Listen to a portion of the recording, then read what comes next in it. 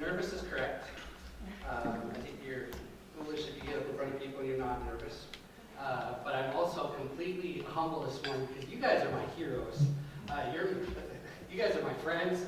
I'm a relational connector, so like I thrive on coming to these guys because I step in the door, it's like, rewind! And so it's just awesome. My wife is like, where's the bed and the book and the blanket and the pillow, and let's make the room into a little tomb and we'll just sleep for a few days. But I'm like, let's go out and see people. And so you guys are my heroes. I've had the privilege of serving in a lot of facets of ministry, from small church, rural setting to urban multicultural and everything in between. And you're all my heroes because I know what you're doing, I know what you're going through, and I've had the privilege to get to know a lot of you, most of you, on a deeper level, and you've spoken into my life, and hopefully we can just continue to do ministry together. And that's one reason why I'm excited to speak about self-leadership this morning, is because I'm worried about some trends that I saw in my own life, and I'm worried about trends that I see in ministry where we're not sustaining. We're not able to make it to the finish line. We're crashing and burning pretty early on, and that's a self-leadership issue. And so I'm excited to talk to you about this stuff today. I got to admit, because of the self-leadership journey that we've been on now for months, we've actually at Mosaic, we've been on a self-leadership journey since the end of summer. So when Steve initially called and said, hey, I'd like you to speak at Pastor and Spouses, the initial thought in my mind was no, just because of the self-leadership journey we've been on and trying to not clutter my schedule and to be very intentional with what we're doing. And they said, I want you to speak on self-leadership. It's like, oh, well, that's kind of our wheelhouse right now, so yeah, I'll speak about that for a little bit. So we've got the technology switched over, sorry to be a pill about that, but let me pray with you and then we'll jump into what we got this morning.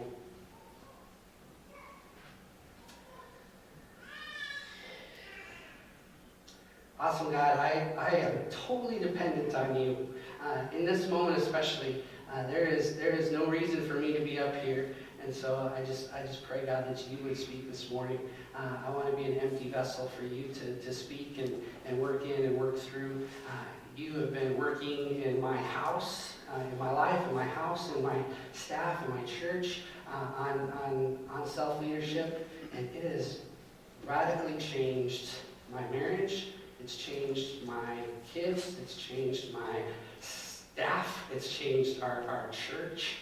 And so, God, I pray today that you would have a nugget, that you would have a word, that you would have maybe even a punch that would begin a new look at self-leadership in the lives of these men and women. Because I want to see us in the retirement home together. I want to be at the finish line together, not collapsing and dragging each other across, but breaking through that line with just arms open, praising you for your sustaining grace through decades of ministry. So Lord, help us this morning. All my notes, everything, it's aside. Let's just go where you want to go. And may you be heard this morning. In your name we pray. Amen. Summer 2015, last summer for us at Mosaic Christian Community, was the most exciting summer of ministry that I have ever personally experienced. We had a unique opportunity to see several months out that this summer was going to be the busiest summer we had ever seen. And I remember sitting down with Jessica. It was late April. I remember we were sitting on our bed. There was no bath that night. We were just able to sit in bed and talk about what was going to happen. And I so wish that I would have known then what I know now, because that conversation would have gone totally different. Because in that conversation, we talked about everything that was coming our way this summer. We were pastoring two churches. We were pastoring Mosaic and Great Hope Church in White Bear Lake. We had multiple work and witness teams coming in. We were going to be doing a weekly summer block party in our neighborhood. We had a daily summer feeding program that we were going to be running with the St. Paul School District. We had expanded our community gardens. We were going to be doing our weekly summer movie nights. My mouth is drying as I'm talking about this stuff. We had a full-time intern come in from Olivet. This was our first summer with full-time staff. We were directing a large portion of kids camp. Jordan was directing a large portion of teen camp. We had NYC, my middle son was going to be going to, I'm getting sweaty thinking about all this stuff again. My middle son was going to be going to summer school. My oldest son had swimming, and the list just kept going and going and going. And instead of recognizing, honey, this is crazy. We should do something about this. Me and my wisdom, and if you got a pen, click it and pull out your piece of paper, because this is the first nugget, and I'm joking. I said, honey, I've got a brilliant idea. Let's make this a summer of family ministry. Praise the Lord, right? Let's make this a summer of family ministry. And so instead of recognizing that we were scheduled past our meetings, I said, let's just make this a summer of family ministry, and we're just going to plow through everything together. We're going to be arm in arm, hand in hand, side by side, charging through all this stuff together. And she bought it. And that's what we did. We charged into this summer. We charged through it, and amazing things happened. I can't believe the stuff that happened. We ministered to hundreds, if not thousands of people in St. Paul. Our neighborhood was changed. Our neighborhood was impacted by what took place throughout this summer. Lives were changed. Seeds were planted where Jesus is just moving in incredible ways. It's absolutely incredible what happened last summer. Summer wound to a close, and we had our last work and witness team. It was MNU's Relentless. They were phenomenal, but we had packed that week so full of ministry. We were doing VBSs at multiple sites with them. We were doing outdoor concerts with them.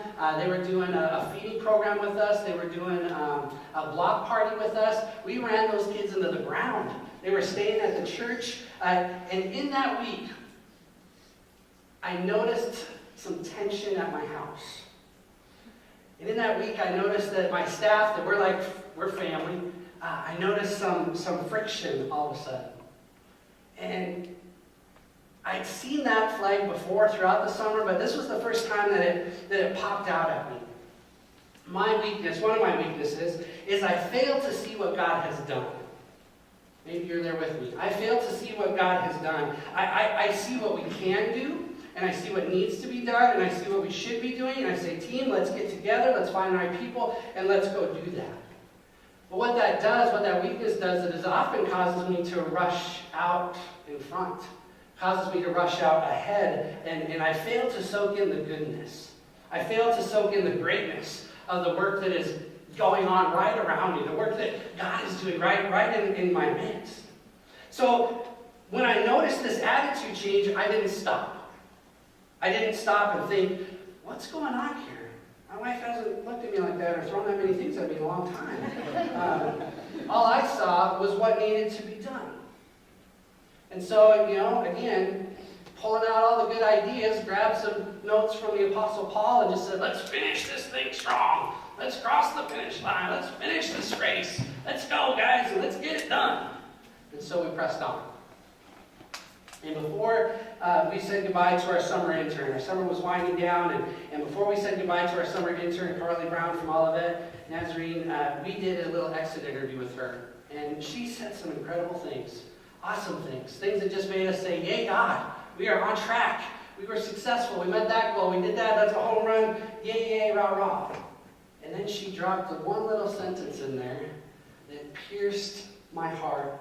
And she said that she was so bummed that she didn't get to study or be in the Word with our staff very much. We had been so great at doing. We were awesome at doing. We could do anything, and we did. But we had been absolutely lousy at being. We've been absolutely lousy at being with God, being in tune with Him, being powered by Him, being sourced by Him.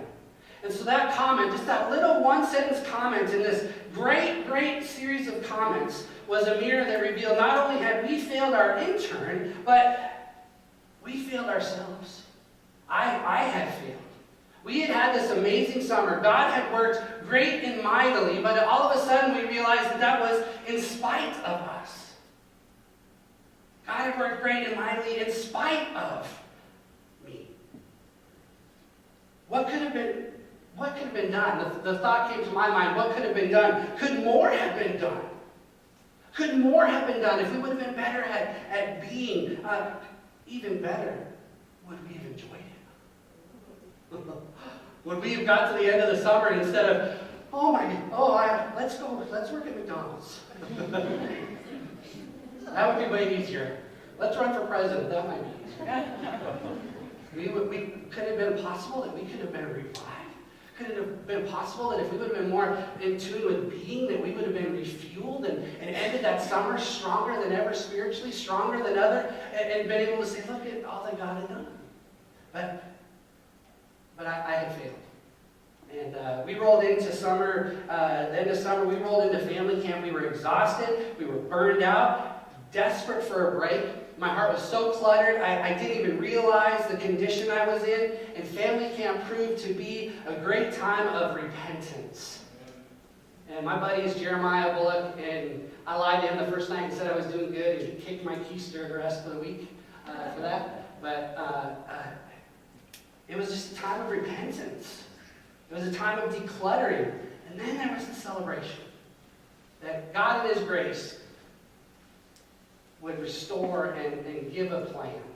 And at family camp, I started the book Emotional Healthy Leader by Peter Scazzaro. And with it, there's the day-by-day journey, a devotional that goes with that. And I knew from day one, I was sitting up on the second floor of the King's Riders about 5:30 in the morning. I was a little ball of tears sitting in the couch up there. Aaron Hancock was wandering around, probably thinking I was some kind of weirdo.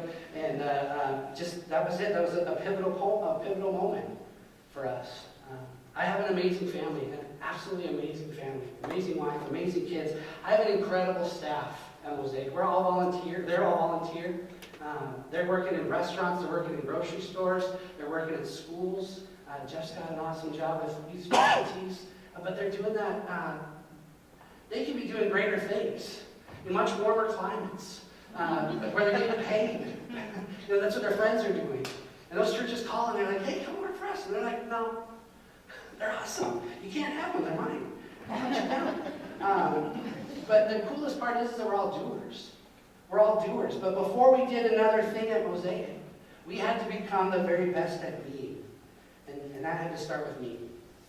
I had to be a better emotional, healthy leader. I had to be a better leader of self.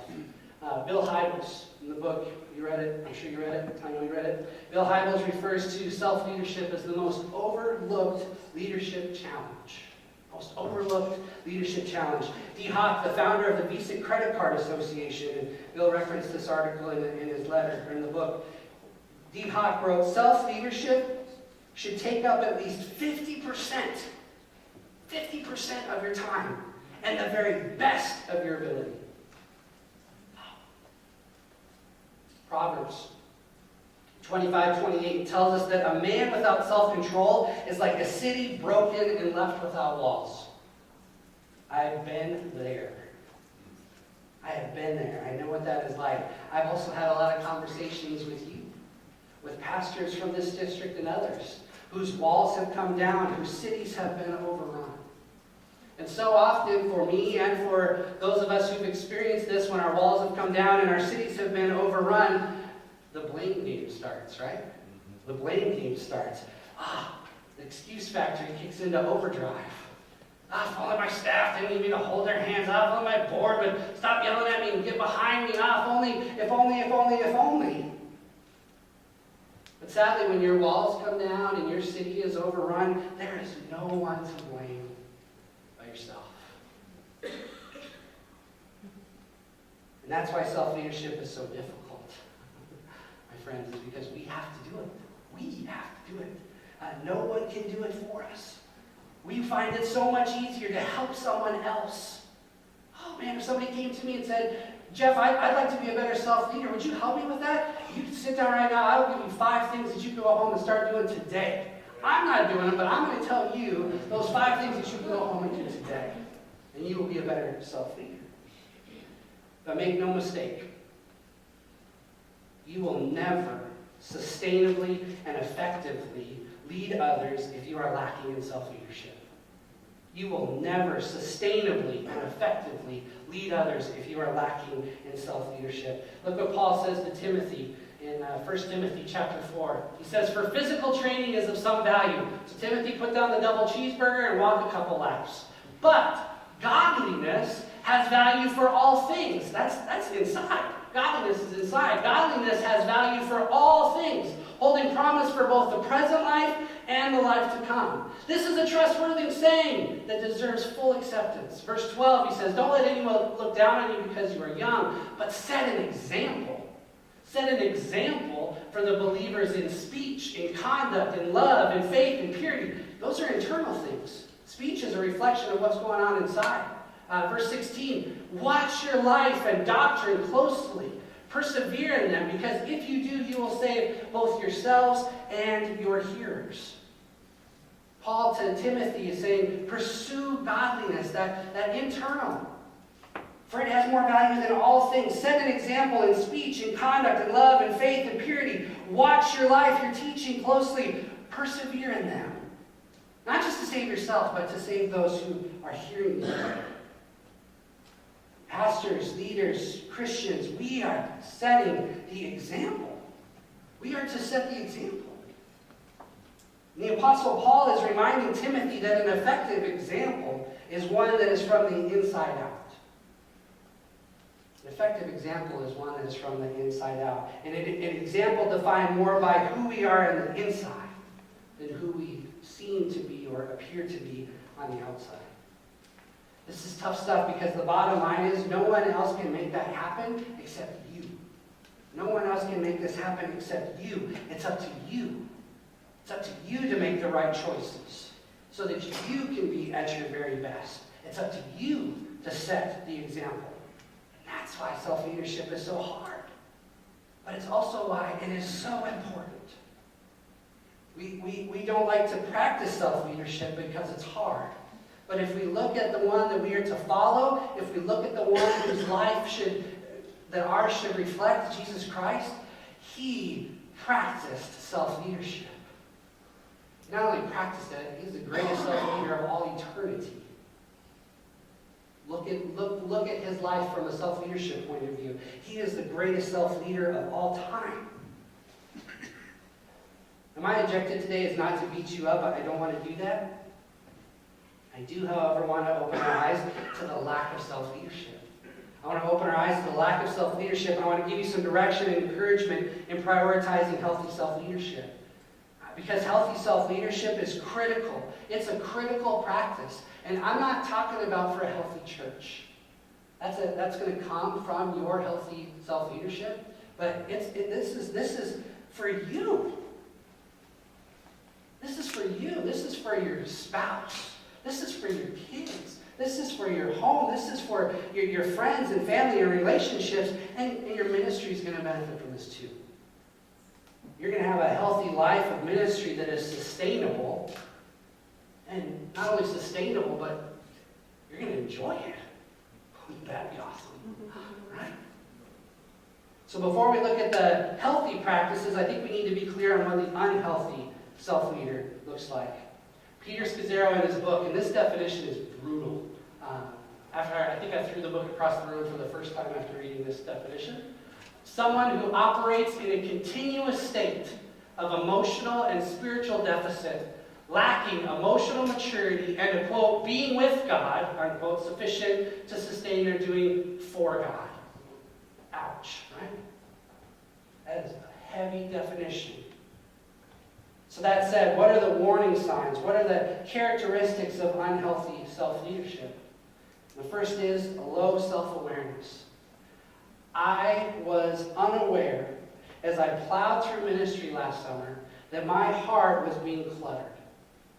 I saw some signs. I was incredibly angry with my children most of the summer. I had to ask for forgiveness for that, actually. I was very angry with my children very quickly over the summer. I had unrealistic mental criticisms of my wife. I was hard on my family this summer. It was a summer of family ministry. But those reactions had absolutely nothing to do with my kids. Those reactions had nothing to do with my wife. Those reactions had to do with me. They had to do with me and what was going on inside of me. It was more about my fears and my worries and my doubts but I ignored what was going on inside of me, and instead I funneled that frustration into my family. Right? So as my kids are tugging on me, saying, "Dad, let's go wrestle. Dad, let's go ride bikes. Let's go swimming. Let's go play," and I'm lashing out, "Can you see how busy we are? Leave me alone." It's not because of what they were doing. It's because I was so distracted by everything that was going on in me. But instead, I'm like, "Man, if you guys would leave me alone, this would be so much better." That wasn't them, that was me. I failed to recognize the source of my outward emotions. I failed to show them grace because I was distracted by my worries and my fears and my doubts and my false comparisons and unrealistic expectations. And my anger was because they were distracting me from my ugliness. They're like, "Dad, wake up, come play with us." And, no. Man, that was God speaking to me through my kids saying, "Wake up, dude, this is the priority." But I was so unaware of what was going on inside of me that I didn't even hear that. Low self-awareness of what's going on inside of you is a sign that your self-leadership is struggling. So often, this lack of self-leadership leads to the next characteristic of unhealthy leadership. And man, you guys did a great job of setting this up last night. But we start to prioritize our ministry over our marriage and or our singleness. And I had put my ministry over my family last summer. And I did it in the most horrid way because I packaged it by the summer of family ministry. They made it work because my family is awesome and they were willing to sacrifice themselves for me. But that is a scary place that I very selfishly put them in. Now, don't get me wrong, unhealthy self-leaders value relationships.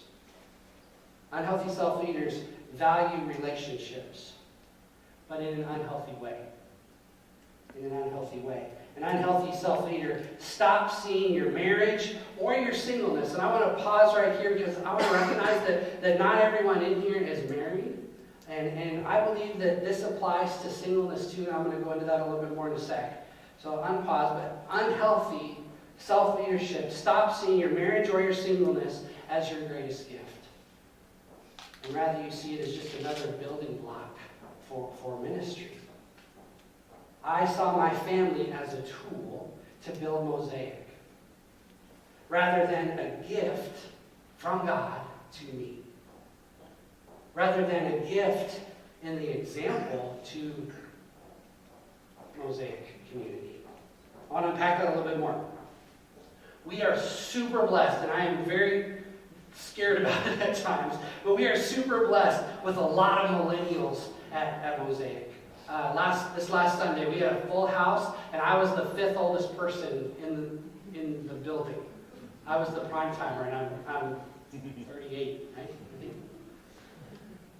A lot of millennials, some single, some newlyweds. I've noticed something about this millennial generation. In all the conferences I go to, everybody's like, "What's going on with the millennials?" But I've noticed one thing about this millennial generation, and that is that they are watching. They are so watching.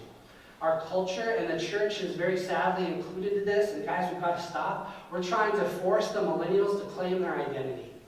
We're trying to force the millennials to tell us whose side they're going to be on. But they're still very much watching.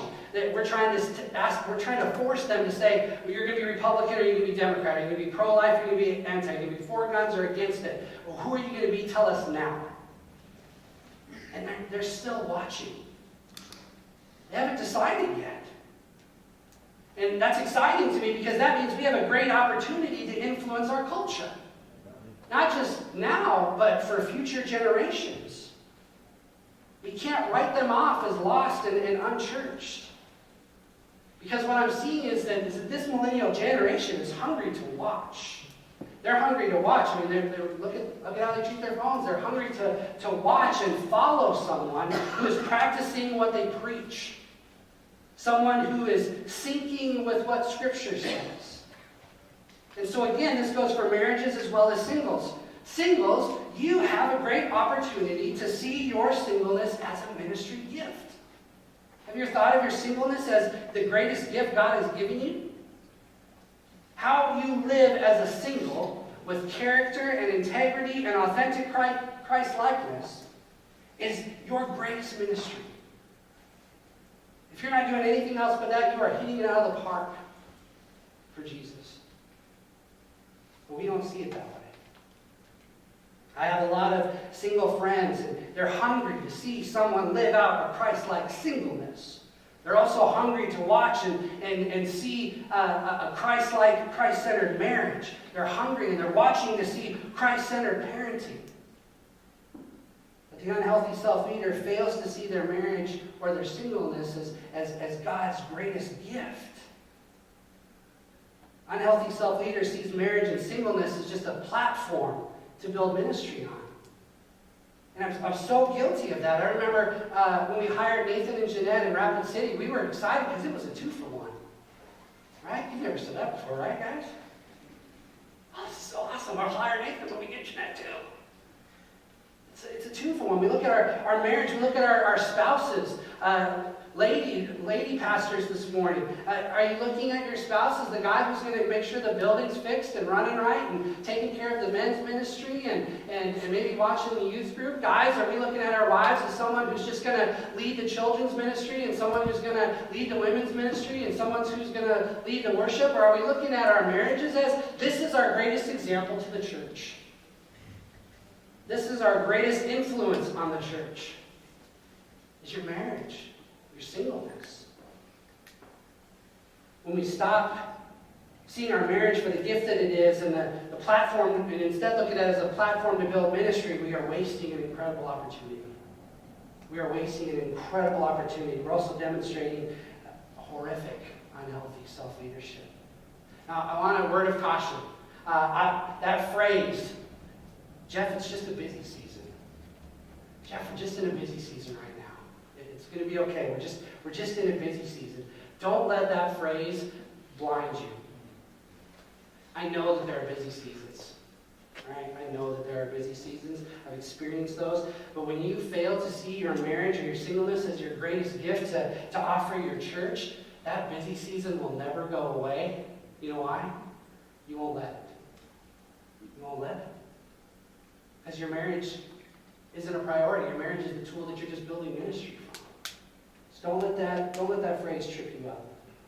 Next unhealthy characteristic is we begin to do more activity for God than your relationship with God can sustain. Pastors, the demands on you and your spouse and your family as a single are incredible. We have demands for approval, appearance, success, significance. There's expectations on us. The demands of just having a friendship are intense. But those demands are not only unhealthy, those demands are not only defeating, but in the hands of an unhealthy self-leader, those demands become idols. Success and approval, appearance, expectation, friendship, those things in an unhealthy leader become idols. So if we're not careful, meetings, events, crisis response, sermon preparation, preaching preparation, planning and strategizing, and even the fun relational stuff can fill our schedule so full that it leaves us with absolutely no time for God. No time to hear from Him. No time to allow Him to refuel us. And oftentimes, especially those for us who are high doers, when we see leaders who are prioritizing those things, you post that cool picture of you walking into the quiet place where you're going to pray. You know what I say? Get a job. You lazy bum, go save somebody. Right? We get this attitude of, man, if that guy wasn't so lazy, maybe his church would grow. Stupid, right? But when we allow our activity, even the good stuff, even the God stuff, to overtake our time with God, when we allow it to become more important than being with God, we are setting ourselves, our families, our relationships, our ministries, our churches, we are setting them up for failure. And again, you are the only one who can do anything about this. because you are in charge of your schedule. Well, Pastor, the Lord's blessed me with an administrative assistant. She's scheduling based on what you told her to do. For you. Final characteristic of unhealthy self-leadership I want to look at is the lack of a Sabbath rhythm. Unhealthy self-leaders do not practice Sabbath. Because I looked at it with the wrong expectations. I looked at it with the wrong expectations, and I looked at it with so much legalism. I took a day off, right? I took a day off, but it was so full of stuff to do. So full of stuff to do. I was busier on my day off than I was on the office days. So I was like, I need to get to work so I can sit in my chair and bum for a little bit. We're so busy from sun up to sundown on the day off that it doesn't refuel us. If anything, it drains us even more. So an occasional day off, because I know it's not regular, an occasional day off that is filled with work will not allow you to refuel. It will not allow your self-leader the rest that it needs. That's right. These are unhealthy traits, my friends, and they are more than red flags. This is more than, ooh, the devil's got his foot in the door. This is the devil is at the helm, and you are not moving him. You are not fighting him for it back. He is at the helm. And there is a line of thousands of burned up and burned out pastors, a line of burned up and broken marriages, an even longer line of lost, church-hating pastoral children, and singed craters where churches used to be that prove it. I was speaking with a retired pastor, and I almost didn't share this story because I hate this story. I was speaking with a retired pastor, and he shared with me how he missed the birth of his son. He missed the birth of his son because he was too busy at church. He missed the birth of his son because he was too busy at church, and my heart sank because the story wasn't over. He was too busy at church. He didn't get to the hospital to see his son born. He wasn't able to get there for the next couple days. There was a complication. His son died. He never got to the hospital to see his son. Because he was too busy at church. Because God was doing kingdom building things. No. Our marriages, our families, our ministries, our churches are being decimated by unhealthy self-leadership, and you are the only one who can do anything about it.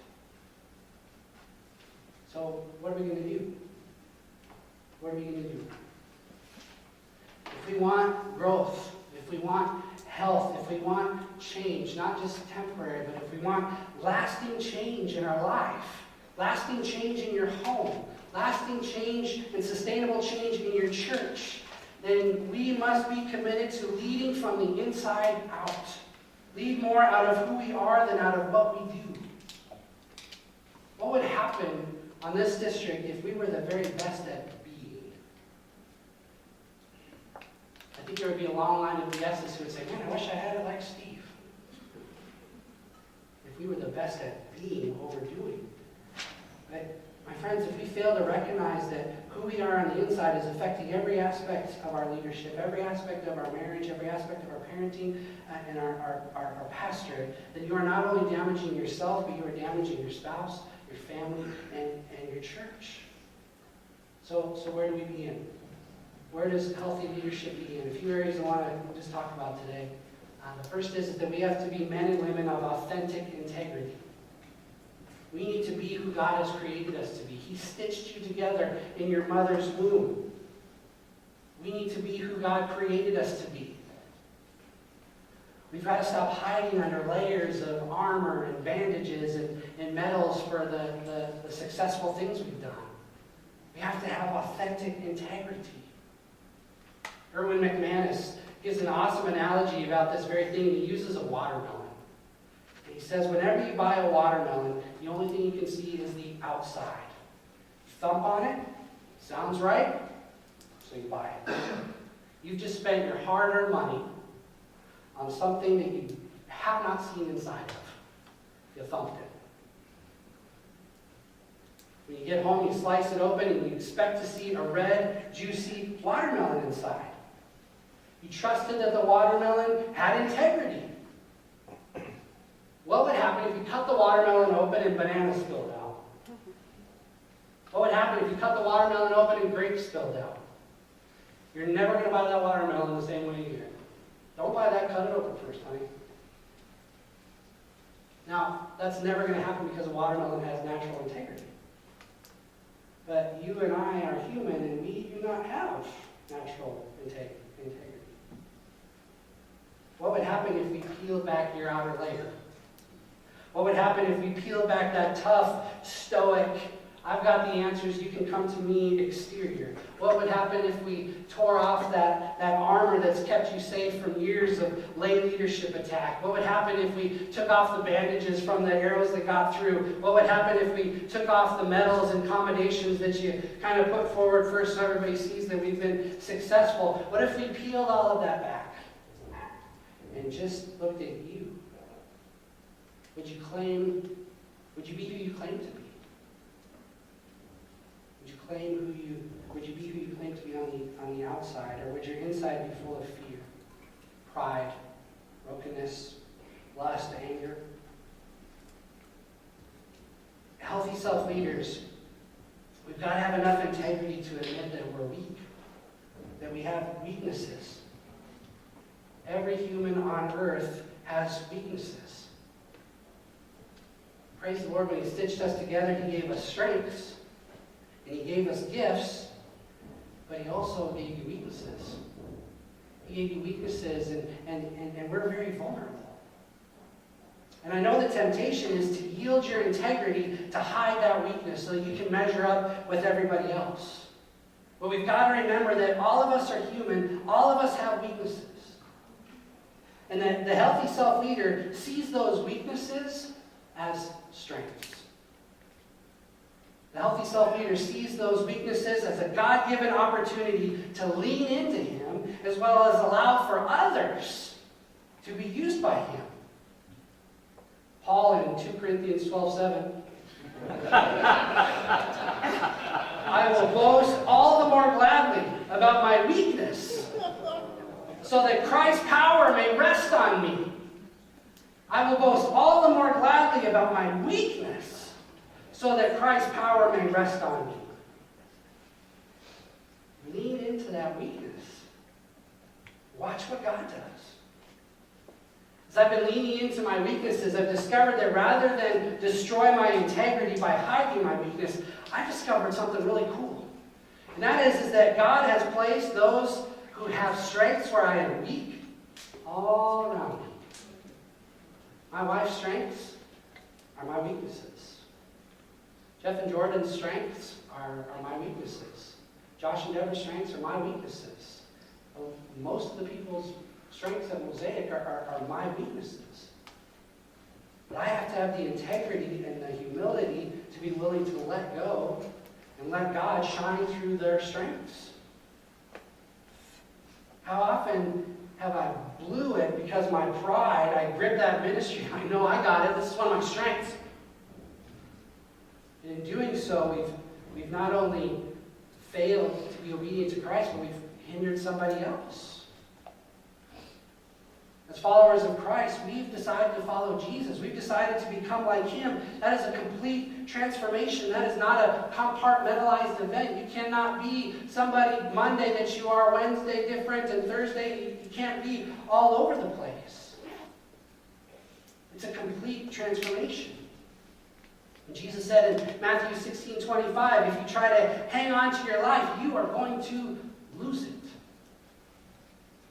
But if you give up your life for my sake, you will save it. Self-leaders must be men and women of integrity. Self-leaders are defined not by big numbers, not by buildings and ministries, but are defined by who they are on the inside rather than by who they appear to be on the outside. We must die to self. We must die to our natural tendencies to hide our weaknesses and forfeit our integrity. We need to become who God has called us and equipped us to be. That leads into the second area we need to address in pursuit of spiritual health, self-leadership health. And that is, we need to establish a sustainable pace. An emotional, healthy self-leader is able to establish a sustainable pace. You need to work within your limits. I am guilty here of looking at success as God at work. I am guilty here of looking at busyness as kingdom building. I'm guilty here of looking at ministry growth as a marker for God is with us. The scary truth is that you can build a ministry, you can build a church, you can preach truths, you can be successful. The scary truth is that you can do all of that without Jesus Christ. Jesus even warns us in Matthew 7:21-23. He says, "Not everyone who says to me, 'Lord, Lord,' will enter the kingdom of heaven, but only the one who does the will of my Father who is in heaven.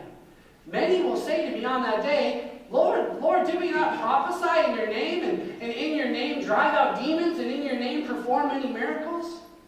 And I will tell them plainly, 'I never knew you. Away from me, you evildoers.'" That word "knew" is a verb that refers to the intimate personal relationship. An intimate personal relationship with God. Adam and Eve experienced this intimate personal relationship. They were walking with God in the heat of the day, and they were naked, and nobody cared. That's that intimate relationship. And Jesus is reminding us and cautioning us and pleading with us to have that intimate relationship with Him. Now, we may cry out, "Lord, Lord," we may have what appears to be a successful ministry. We may have a great deal of head knowledge about God. But not a lick of that matters if you are unknown by Jesus Christ. Jesus' desire is for fruit that comes out of our attachment to the vine. Jesus' desire is for fruit that comes out of our surrender, connection, and attachment to Him. And that kind of knowledge, that kind of fruit-bearing knowledge can only come if we slow down. If we slow down enough to give Jesus direct access to every area of our life, every area of our leadership. Are the doors of your heart open to Jesus Christ 24/7, 365? When we fill our time, pack our schedules, when we allow the demands of our ministry to consume us, we close the door on Him. And not only do we close the door, but we can't hear Him knocking. We're too busy. Peter Scazzaro gives a question to ask. He says, "In what ways does the current pace of life and leadership enhance or diminish my ability to allow God's will and presence full scope in my life?" I think I threw the book across the room at this time too. But in what ways does your current pace enhance or diminish God's full presence in your life? Again, here's the hard part about establishing a healthy pace. It's up to you. You are the only one. You are solely responsible. No one else can do this for you except you. We would love to blame our staff, or that you don't have a staff. We would love to blame our boards. We would love to blame our needy churches. "Oh, they're always calling me, always ruining my day off. Seems like everybody goes to the hospital on their day off." But we alone are responsible for setting our pace. We alone are the ones who must work to bring it under control. Look at Jesus. Jesus did not let others dictate His pace. The devil tried in the wilderness. Jesus said, "No." His brothers tried. They're like, "Hey, if you're this big shot, get out there, let's make some more wine. Let's get this show going." Nope. The disciples tried. Remember, Peter tried to dictate. What did Jesus say? "Get behind me, Satan." Crowds tried. Even the crowds, as they're crushing in on Him. I mean, it's like, he's helpless. But He was still completely in control of His pace. Over and over, only argument could be his mom was the only one who ever dictated his pace, and that's a whole different topic. Over and over, Jesus refused to allow them to set his pace. And Jesus did this by having an intimate knowledge. Jesus did this by having an intimate relationship with God. Jesus did this by being obedient to God's will and timing. Jesus set a healthy pace by finding time alone with God to pray. Jesus set a healthy pace by being with his Father. Jesus set a healthy pace by honoring the Sabbath. And in order for us to maintain a healthy pace, we have to practice the practices of Jesus. One of the greatest things that you could do for self-leadership is to begin to practice healthy Sabbath rhythm. As I said before, in the unhealthy side too. This is the healthy side. This is more than a day off. This is so much more than a day off. This is a time where you are giving the burdens, the worries, the fear, the distractions, the clutter of your life. You are giving it to God and trusting him. God, you are more than capable of handling this. I am just going to rest in you. And again, only you can do this. No one will force you to take a Sabbath. I guarantee you, no one will force you to take a Sabbath. Except, I believe, for God.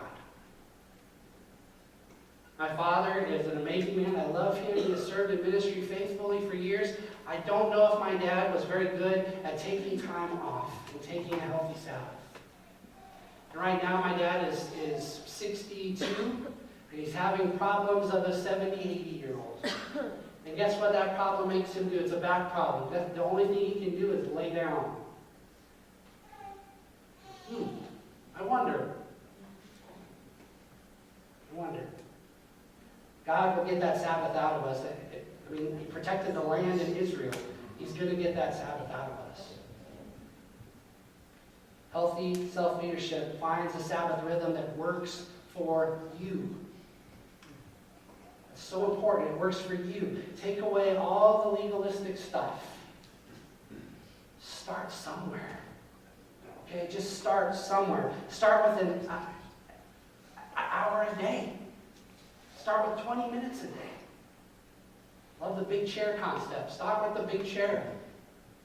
Start somewhere. Take the first half of your day off. Shut off your phone. Don't even bring it with you. Have your wife do the same, and just take the day off. Oh, but Jeff, I've got kids. Yeah, we're trying to figure that out too. You got to start somewhere. You got to do things that will allow you to rest in your relationship with God. Allow you to deepen your relationship with God. If you can ride on the lawnmower and cut the grass and be outside in the sun and just praising God the whole way, then cut the grass on your Sabbath. But if the thought of cutting grass sucks the very life out of you, do not mow the yard on Sabbath. Okay? Start somewhere. No matter how successful you are in ministry, no matter how much head knowledge you have, if you are not actively guarding your pace, someone else will. Someone else is setting the direction of your life. And if you don't allow adequate time to be in and grow in your relationship with God, not only are you unsustainable, you're not going to make it, folks. Not only are you unsustainable, but you are risking serving a God that does not know you. Setting a healthy pace will help that self-leader keep number 3 on fire too, and that is a healthy passion. Self-leaders have a passion. What is your passion? I think Bill Hybels said it's got to be white hot. And again, there's no one responsible for keeping that passion fire stoked except you. What drives your passion? What inspires you? I got to talk to Paul Aladdin for 20 minutes last night about multi-ethnic ministry. I was like a kid at Christmas time going back to the hotel room. Got to talk to Pastor Saul about immigration services. And it just rocketed me up. Because I love multi-ethnic ministry. I love the thought of being in an immigration place. And so when I talk to people who are excited about doing that stuff, it pumps me up. But if my schedule is so packed and so full, and if I'm so consumed by other things, it's like a fire. If you want that fire to burn white hot, you don't throw a whole bunch of logs on it, it's going to smother it. You got to leave room for that flame to breathe. You got to take off some of those logs and allow that fire to get white hot. Don't smother the passion fire. Pursue your passions. I think Heibel said it, don't apologize for it. Pursue your passions and don't apologize for it. Healthy self-leadership takes integrity, takes a sustainable pace, takes a passion. Healthy self-leadership is your greatest challenge. And the sad part is I'm pretty sure that everything I've said this morning, you know. There's probably nothing I said this morning that you were like, oh, I know. You know this stuff. So what's the problem? Carrie Nealwolf says you can make progress or you can make excuses, but you can't make both. You can make progress or you can make excuses, but you can't make both. And Steve was already setting it up today. We have reasons for everything. Your mind is an excuse factory. We couldn't go to Pastor Isbel's retreat. It's too far. Oh, I don't want to go to Pastor Isbel's retreat. It's too close. It's too hot outside. I couldn't go outside. It's too cold. I'm not going out there. We're an excuse factory. We have a reason for everything. I couldn't possibly take a day off because our ministry is growing and our staff really needs me to be there and hold their hand and walk them through everything. If that's your thinking, you're never going to get out of that. It's just going to stagnate. But if we're able to say, you know what? My schedule is out of control. I'm not in charge of my schedule. That's my fault. That's my fault. I need to get with my wife. I need to get with my accountability partners if I don't have a spouse. I need to get with my team, and we're going to set a new schedule and a new pace. We're going to make some changes and bring it to the church. That's going to be transformation. But if you just justify and excuse your reasons, you're never going to get out of it. You're just going to be stagnant. We talked about this in Mosaic. A lady came up to me afterwards. What's stagnant mean? I was like, the only thing I could think of was like stagnant water, stale water. What does that breed? Mosquitoes. It's going to suck the life out of you. Right? If you just justify and excuse your reasons, it's going to suck the life out of you. Jesus gives an awesome parable, the parable of the banquet in Luke 14, 15 through 24. And he talks about a master, he's referring to God. The master has prepared this great feast. This great party is set up. And he invited some friends. He sends his servant out and bring in those friends. And what do the friends say? The first one's like, oh, I bought some land. Never looked at it, but I need to go check it out. Second one, I bought some ox. Never saw them or test drove them or anything, but I need to go check them out. Third one, I just got married, my wife won't let me. And the servant comes back and says, Master, they all have an excuse why they can't go. And it says in there that the master burned with anger. Master being God there, burned with anger because of the excuses. And so the master sends his servant out. It says, go pick up everybody in the town, go out of town, go to the roads, bring them in, fill this house. And I imagine that house full and that beat thumping, everybody's enjoying the God buffet that he's laid out before them. And those three individuals come back into town, the streets are empty and deserted, but there's that thumping beat up on the hill, everybody's having that raging party up there. They go running up there, this is going to be so great, knock on the door, hey, we're here for the party. Nope. It says they were shut out from the party. If we don't shut down the excuse factory, if we don't stop justifying and excusing our reasons, if we don't stop stagnating and start explaining and making progress and experiencing transformation, we will not make it. We will not make it. So what are you going to do? What are you going to do to be a better, healthy self-leader? They touched on this last night. Perhaps, we need to start by repenting. When I look at the characteristics of a healthy self-leader, those characteristics are strengthened by God's commands to us. God's commands to us. Our leader, Jesus Christ, practiced healthy self-leadership. And yet we who are to be his followers, we who are to be his example, struggle with it. So when we excuse our bad character, when we sacrifice our integrity, when we allow pride and vanity and laziness, and when we disobey and aren't practicing Sabbath, trying to go through theology class, I'm kind of thinking we're touching on some definitions of sin. Being disobedient to God. Repentance is needed. That's where our journey began. Pastor Steve was sharing his vision today, the 2020 vision, and I love that vision. All in for all people. And I love that Steve's vision is a vision for healthy churches. I've been to the conferences where they're talking about how many churches they're planting.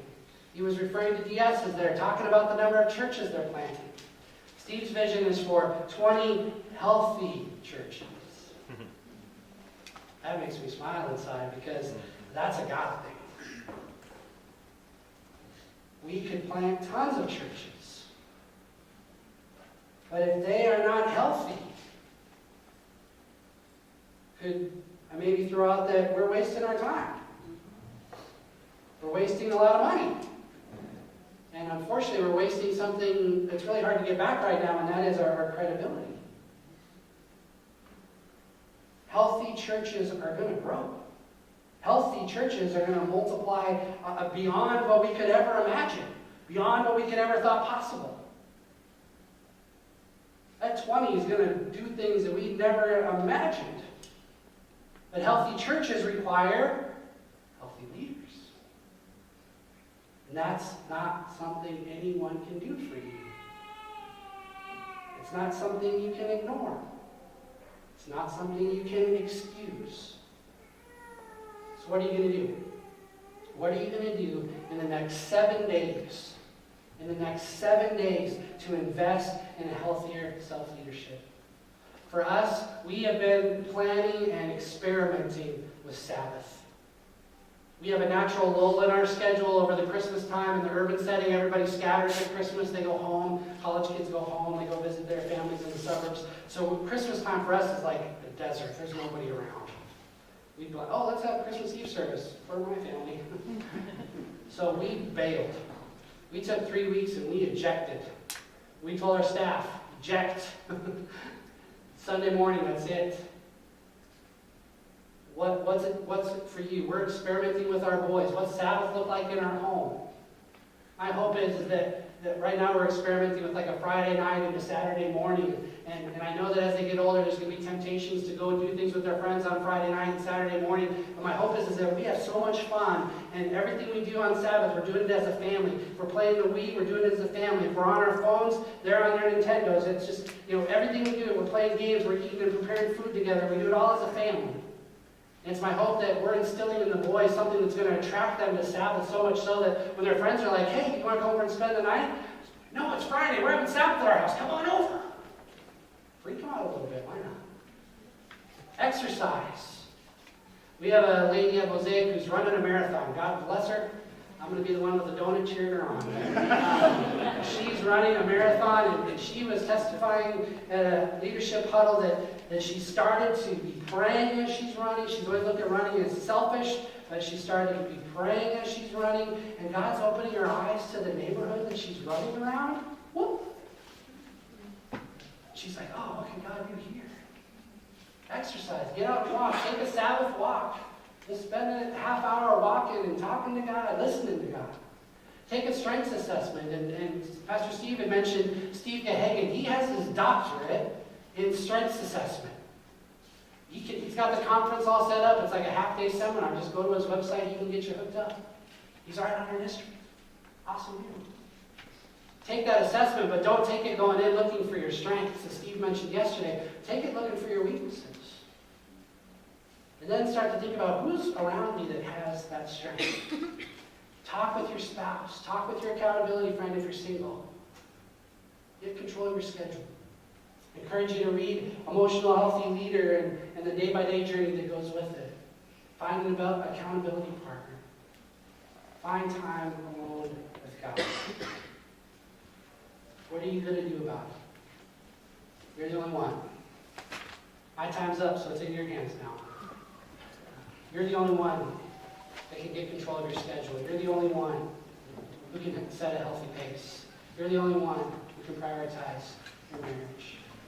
You're the only one that can be aware of what's going on inside of you. I love each of you very, very much. And I want to finish this race with you. And so if we can help in any way, if I can be an encouragement, I'm not getting it right. We're experimenting, so if I can help in any way, I'd love to talk to you more. I think they're passing out some questions, and we've got time for you to talk about that at your table.